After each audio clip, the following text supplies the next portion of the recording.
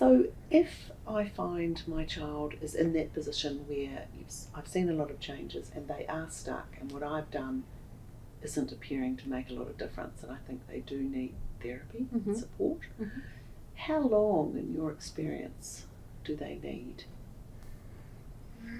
How long is a piece of string, Liz? Because it's coming back. We sound like politicians. We're answering questions with questions. I'm used to asking the questions actually, rather than answering. And it's coming back to where we're dealing with a unique individual, right? So, and there's lots of variables involved that can kind of make an impact on how your young person is going to kind of get through this. But I guess how long, we don't know. No. We don't know exactly. Perhaps we can talk about variables. I mean, for example, age. Usually it's harder for younger ones to, the younger they are, the harder it might be, and these are generalisations, for them to process what it was, especially if they're pre-verbal, so they don't have language yet. Then also the nature and the severity of what it was that happened to them. How chronic and persistent was that? Who was it that hurt them? Yes, yeah. Did or that if that's part of the family? trauma. Yeah, and also importantly, how you as the parent, caregiver, have been able to support them through it, because we know that all the research shows us that having that support is really critical to being able to heal. That makes sense. Yeah. And I think as you were talking about those variables, I was aware that another variable is actually motivation. I might be 8 and I've gone through a really scary experience, or my family's gone through a really scary experience, but I just want to be 8. I don't want to think about this stuff. And, as we talked about the brain before, as well as its desire to want to make sense of this stuff, it's also got that opposing mechanism which says, I don't want to think about this stuff. And so avoidance can serve a purpose. And, so you might have a little 8-year-old who, mum and dad or whoever their significant adults are really worried about them because they know what they've been through. But this little 8-year-old's going, nah, I'm good, thank you very much. I don't want to go and see one of those bloody scenarios, And so, and that's not wrong. So, in that situation, we might well say, hey, how about mum and dad or significant adults, you come and get some support. Because it might be that as you drop and run, as you get resourced, as you kind of support your little 8-year-old, then that's actually the support that they need.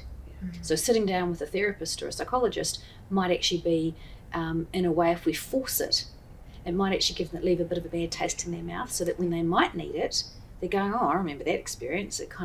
I didn't feel like I had some agency in that. Yeah.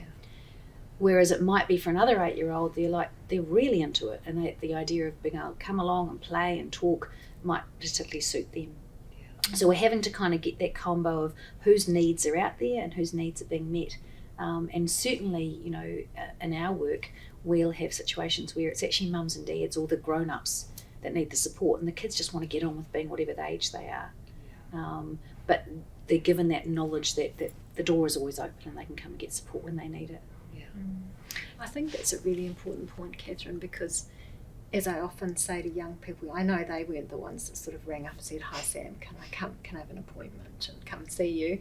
And the worst thing would be for a young person to be kind of dragged, not really wanting to come but feeling kind of like they have to.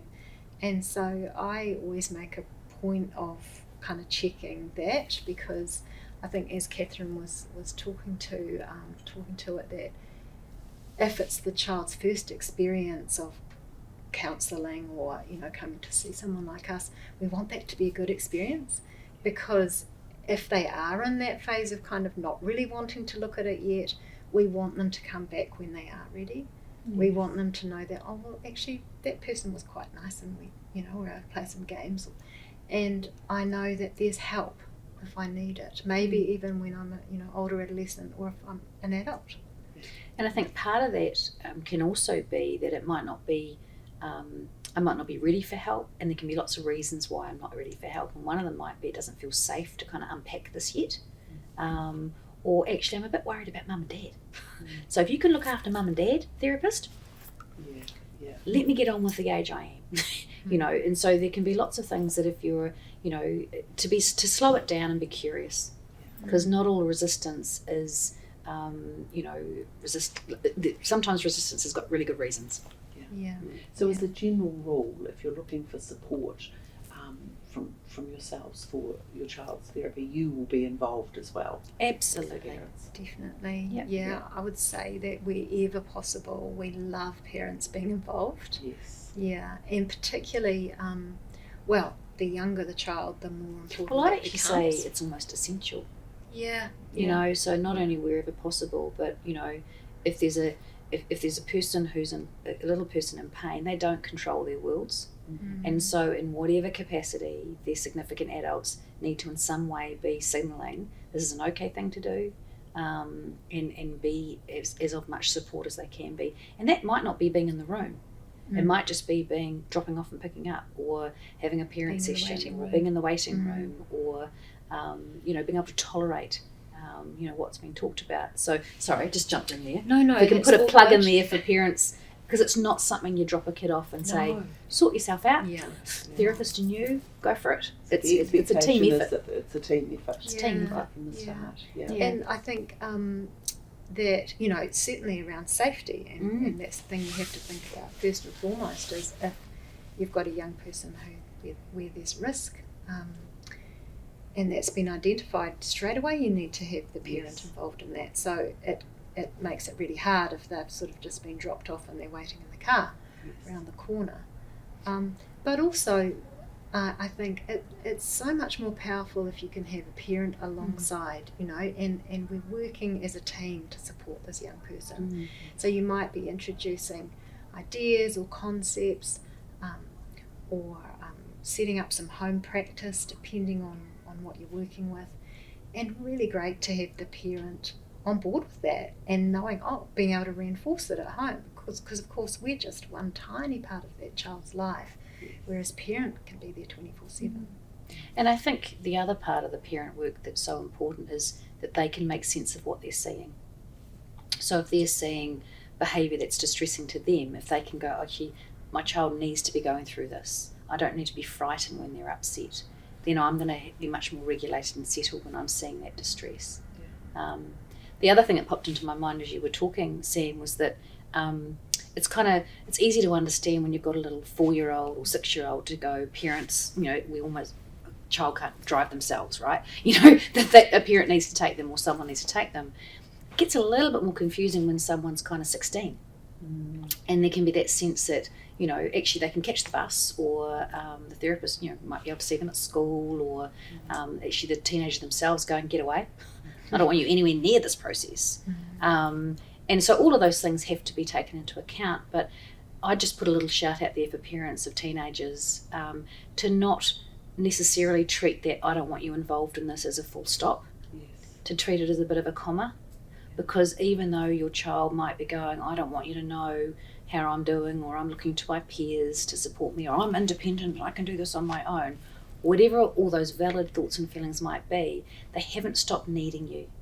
They might have stopped telling you they need you, but they need you. And how you parent might have to change a little bit in terms of how you show or meet those needs, but they need you just as much. And if a child's been traumatised, then actually we sometimes need to draw on the wagons a little bit more. Now, not smothering, that can be the temptation, like, you know, I've got you now, I don't want that horrible thing to have happened, so I'm going to try and, you know, keep you safe. We need support around in terms of how close to hold, but we also don't want to disappear just because they've told us to. So it's working that out, and that's where the therapist can help with that conversation too.